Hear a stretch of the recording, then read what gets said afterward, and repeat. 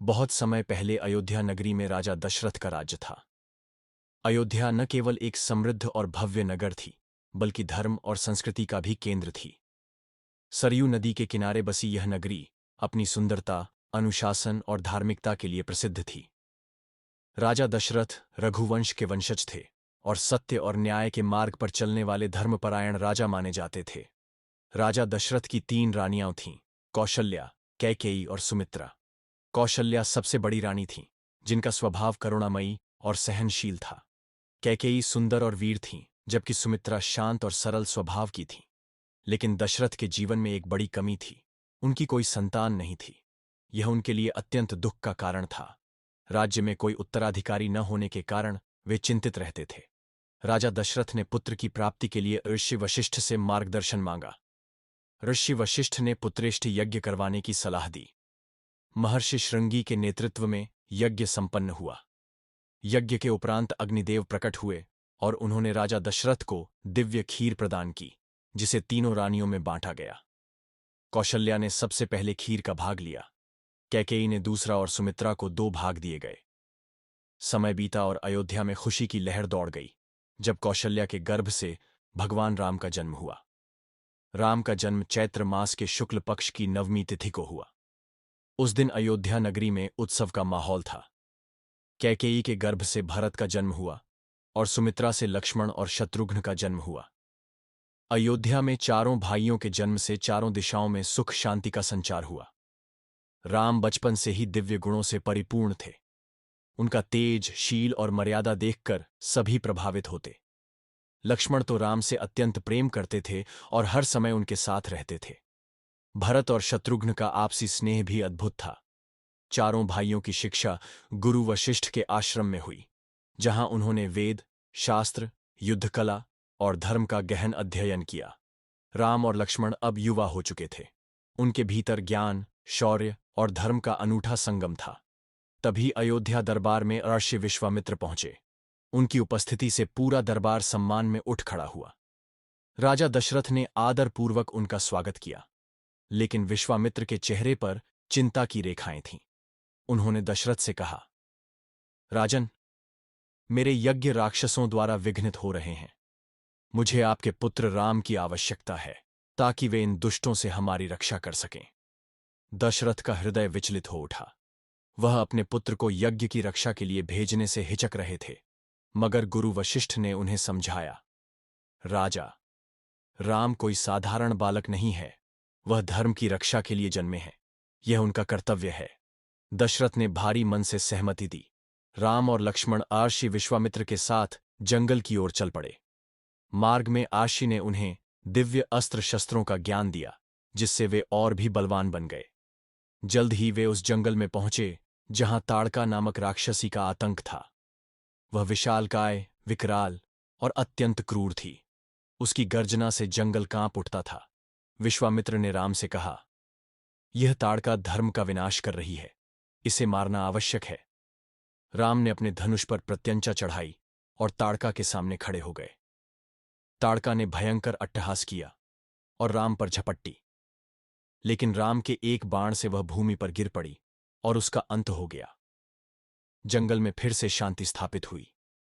इसके बाद राम और लक्ष्मण ने मारीच और सुबाहु नामक राक्षसों का भी वध किया, जो आर्षि मुनियों के यज्ञ में विघ्न डालते थे। आर्षि विश्वामित्र अत्यंत प्रसन्न हुए और राम को दिव्य अस्त्र प्रदान किए। आगे यात्रा करते हुए वे मिथिला नगरी पहुंचे, जहां राजा जनक ने सीता के स्वयंवर का आयोजन किया था। सीता, जनक की पुत्री, अत्यंत सुंदर और पुण्यात्मा थीं। स्वयंवर की शर्त थी, जो भी शिवजी के विशाल धनुष को उठाकर उसे तोड़ सकेगा, वही सीता से विवाह कर सकेगा। देश विदेश के अनेक वीर योद्धा वहां आए थे, मगर कोई भी धनुष को हिला तक न सका। जब राम मंच पर पहुंचे तो जनक ने सोचा, यह युवक तो सरल और शांत दिखता है, क्या यह इस धनुष को उठा पाएगा? राम ने गुरु विश्वामित्र की अनुमति ली, फिर धनुष को सहज भाव से उठाया। जैसे ही उन्होंने प्रत्यंचा चढ़ाई, धनुष भयंकर गर्जना के साथ टूट गया। सभा में सभी लोग स्तब्ध रह गए। राजा जनक के चेहरे पर संतोष की मुस्कान फैल गई। सीता हाथ में वरमाला लिए राम के समीप पहुंची और उन्हें अपना जीवन साथी चुन लिया। पूरी मिथिला नगरी आनंद से झूम उठी। इसके बाद जनक ने दशरथ को संदेश भेजा और राम सीता का विवाह भव्य समारोह में संपन्न हुआ। साथ ही भरत और मांडवी, लक्ष्मण और उर्मिला तथा शत्रुघ्न और श्रुतकीर्ति का भी विवाह हुआ। विवाह के बाद जब सभी अयोध्या लौटे तो वहां खुशी का माहौल था, लेकिन किस्मत को कुछ और ही मंजूर था। अयोध्या नगरी उत्सव में डूबी थी। राम और सीता के विवाह के बाद चारों भाई अपने अपने जीवन में आनंद से व्यस्त थे। राजा दशरथ भी संतुष्ट थे कि अयोध्या को एक योग्य उत्तराधिकारी मिला। समय बीता और एक दिन दशरथ ने निश्चय किया कि राम को अयोध्या का राजा बनाया जाए। इस निर्णय से पूरी अयोध्या में हर्ष का वातावरण फैल गया। नगर में सड़कों की सफाई कर दी गई, घरों में दीप जलाए गए और जनता खुशी में झूम उठी। लेकिन महल के भीतर कुछ और ही घट रहा था। मंथरा नामक दासी ने कैकेयी के मन में ईर्ष्या का बीज बो दिया। मंथरा ने कहा, रानी, अगर राम राजा बने तो भरत का क्या होगा? आपकी स्थिति कमजोर हो जाएगी। मंथरा की बातों में कैकेयी का मन डगमगाने लगा। कैकेयी को याद आया कि दशरथ ने कभी उसे 2 वरदान देने का वचन दिया था। उसने उस वचन का लाभ उठाने का निश्चय किया। वह कोप भवन में जाकर बैठ गई और जब दशरथ वहां पहुंचे तो उन्होंने अपनी प्रिय रानी को दुखी देखकर कारण पूछा। कैकेयी ने अपने वरदान मांगे। पहला, भरत को अयोध्या का राजा बनाना और दूसरा, राम को 14 वर्षों का वनवास देना। राजा दशरथ इस मांग से टूट गए। उनके लिए यह निर्णय असहनीय था, लेकिन वचन से बंधे होने के कारण वे विवश थे। राम को बुलाया गया। जब राम ने पिता की स्थिति जानी तो उन्होंने बिना किसी विरोध के वनवास स्वीकार कर लिया। उनके लिए पिता का वचन सर्वोपरि था। सीता ने भी राम के साथ वन जाने का निश्चय किया। राम ने मना किया, लेकिन सीता दृढ़ थीं। जहां आप हैं वहीं मेरा घर है। लक्ष्मण ने भी साथ चलने की जिद की और इस प्रकार राम, सीता और लक्ष्मण वन की ओर चल पड़े। अयोध्या में शोक का माहौल छा गया। राजा दशरथ राम वियोग में पीड़ा सह न सके और उन्होंने प्राण त्याग दिए। भरत जब कैकेयी के बुलावे पर अयोध्या लौटे और सच्चाई जानी तो वे मां पर क्रोधित हो उठे। भरत ने राजगद्दी स्वीकार करने से इनकार कर दिया और राम को वापस लाने वन की ओर चले गए। भरत ने राम से अयोध्या लौटने का अनुरोध किया, लेकिन राम ने वनवास का पालन करने की बात कही। भरत ने राम की खड़ाऊ मांगी और उन्हें अयोध्या की गद्दी पर स्थापित कर स्वयं नंदीग्राम में रहकर राजकाज संभाला। वनवास के दौरान राम, सीता और लक्ष्मण कई आर्षि मुनियों से मिले और अनेक स्थानों पर निवास किया। वे पंचवटी पहुंचे और वहीं अपना आश्रय बनाया। इसी वन में रावण की बहन शूर्पणखा का प्रवेश हुआ। वह राम पर मोहित हो गई और उनसे विवाह का प्रस्ताव रखा। राम ने विनम्रता से मना कर दिया और लक्ष्मण ने भी उसका प्रस्ताव ठुकराया। क्रोधित होकर शूर्पणखा सीता पर झपटी, लेकिन लक्ष्मण ने उसकी नाक काट दी। अपमानित शूर्पणखा लंका पहुंची और रावण को इस घटना के बारे में बताया। रावण का अहंकार जाग उठा। उसने अपनी बहन का अपमान सहन न किया और सीता का हरण करने का निश्चय किया। वह मारीच नामक राक्षस के पास गया और उससे सहायता मांगी। मारीच ने उसे समझाने की कोशिश की, लेकिन रावण के क्रोध के आगे वह झुक गया। मारीच ने एक सुंदर स्वर्ण मृग का रूप धारण किया और पंचवटी पहुंचा। सीता उस हिरण को देखकर मोहित हो गईं और राम से उसे पकड़ने का आग्रह किया। राम मृग के पीछे गए और मारीच ने राम की आवाज में पुकार लगाई, हाँ लक्ष्मण, हाँ सीते। सीता चिंतित हो उठीं और लक्ष्मण से राम की सहायता के लिए जाने का आग्रह किया। लक्ष्मण ने जाने से पहले सीता की सुरक्षा के लिए लक्ष्मण रेखा खींची और सीता को उसके पार न करने की सलाह दी। राम के न होने का लाभ उठाकर रावण साधु का वेश धरकर वहां पहुंचा और सीता से भिक्षा मांगी। जैसे ही सीता लक्ष्मण रेखा पार कर आईं, रावण ने अपने असली रूप में आकर उनका हरण कर लिया और उन्हें अपने पुष्पक विमान में बैठाकर लंका ले गया। राम जब लौटे तो सीता को न पाकर व्याकुल हो उठे। तभी जटायु नामक वृद्ध गिद्ध ने राम को रावण द्वारा सीता हरण की जानकारी दी। रावण से युद्ध में घायल होकर जटायु प्राण त्याग चुका था, लेकिन राम को महत्वपूर्ण सूचना दे गया। राम और लक्ष्मण सीता की खोज में दक्षिण की ओर चल पड़े, जहां उनकी भेंट हनुमान और सुग्रीव से हुई। हनुमान वानर राज केसरी और अंजना के पुत्र थे और भगवान शिव के अवतार माने जाते हैं। उनकी भक्ति, शक्ति और बुद्धि अद्वितीय थी। हनुमान ने राम और लक्ष्मण का परिचय सुग्रीव से करवाया, जो अपने भाई बाली द्वारा निष्कासित कर दिया गया था और सहायता की तलाश में थे।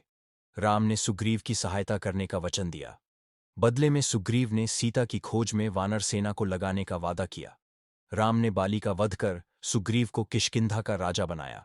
इसके बाद सुग्रीव ने वानर सेना को चारों दिशाओं में भेजा। दक्षिण दिशा में हनुमान, अंगद, जांबवान और अन्य वानर सीता की खोज में निकले। हनुमान को सीता तक पहुंचाने की जिम्मेदारी मिली। समुद्र तट पर पहुंचकर सभी वानर चिंतित हुए कि विशाल समुद्र को कैसे पार किया जाए। तब जांबवान ने हनुमान को उनकी शक्ति याद दिलाई। हनुमान, तुम असीम बलशाली हो। तुम इस समुद्र को एक छलांग में पार कर सकते हो। हनुमान ने अपना आकार बढ़ाया और पहाड़ जितने विशाल हो गए। जय श्री राम का नारा लगाते हुए वे आकाश में उड़े और समुद्र के ऊपर से छलांग लगाई। मार्ग में कई बाधाएं आईं। सुरस्सा नामक राक्षसी ने हनुमान को निगलने का प्रयास किया, मगर हनुमान अपनी बुद्धि से बच निकले। सिंहिका नामक राक्षसी ने उनकी छाया पकड़ने की कोशिश की, लेकिन हनुमान ने उसे भी पराजित किया। अंततः वे लंका पहुंचे और राक्षसों से भरी नगरी में छोटे रूप में प्रवेश किया। रात के अंधेरे में वे अशोक वाटिका पहुंचे, जहां सीता रावण की कैद में थीं। सीता अत्यंत दुखी थीं, लेकिन राम के प्रति उनका विश्वास अटूट था। हनुमान ने सीता को राम की अंगूठी दी और उन्हें आश्वस्त किया कि राम शीघ्र ही उन्हें मुक्त कराएंगे। सीता ने भी हनुमान को अपनी चूड़ामणि दी, जिसे वह राम को सौंपने वाले थे। वापस जाने से पहले हनुमान ने लंका में राम के पराक्रम का संदेश देने के लिए रावण की सेना में उत्पात मचाया। उन्होंने अशोक वाटिका को नष्ट किया और रावण के सैनिकों को पराजित किया। रावण ने उन्हें पकड़वाकर दरबार में लाने का आदेश दिया। रावण ने हनुमान से राम का परिचय पूछा। हनुमान ने गर्व से कहा, मैं श्री राम का दूत हूं और सीता माता को मुक्त कराने आया हूं। रावण ने क्रोधित होकर हनुमान की पूंछ में आग लगवाने का आदेश दिया, लेकिन हनुमान ने उसी जलती पूंछ से लंका में आग लगा दी और लंका को भस्म कर दिया। हनुमान राम के पास लौटे और सीता का संदेश दिया। राम ने लंका पर चढ़ाई का निश्चय किया। वानर सेना ने समुद्र तट पर पहुंचकर पुल निर्माण शुरू किया। नल नील नामक वानरों की सहायता से समुद्र पर पत्थरों का पुल बनाया गया, जिसे राम सेतु कहा गया। राम, लक्ष्मण और वानर सेना लंका पहुंचे और रावण से भयंकर युद्ध हुआ। रावण की सेना में कुंभकर्ण और मेघनाद जैसे शक्तिशाली योद्धा थे। लक्ष्मण ने मेघनाद का वध किया, जबकि कुंभकर्ण का वध स्वयं राम ने किया। अंत में राम और रावण आमने सामने हुए। रावण का युद्ध कौशल अद्वितीय था, लेकिन राम ने ब्रह्मास्त्र का प्रयोग कर उसका वध किया। रावण के वध के साथ ही अधर्म का अंत हुआ और सीता मुक्त हुई। राम ने सीता की अग्नि परीक्षा ली, जिसमें वह पवित्र सिद्ध हुई। इसके बाद राम, सीता और लक्ष्मण अयोध्या लौटे। अयोध्या में उनका भव्य स्वागत हुआ और राम का राजतिलक हुआ। राम राज्य की स्थापना हुई, जहां धर्म, न्याय और समृद्धि का राज्य था। इसके आगे की कहानी के लिए चैनल को सब्सक्राइब कर लें।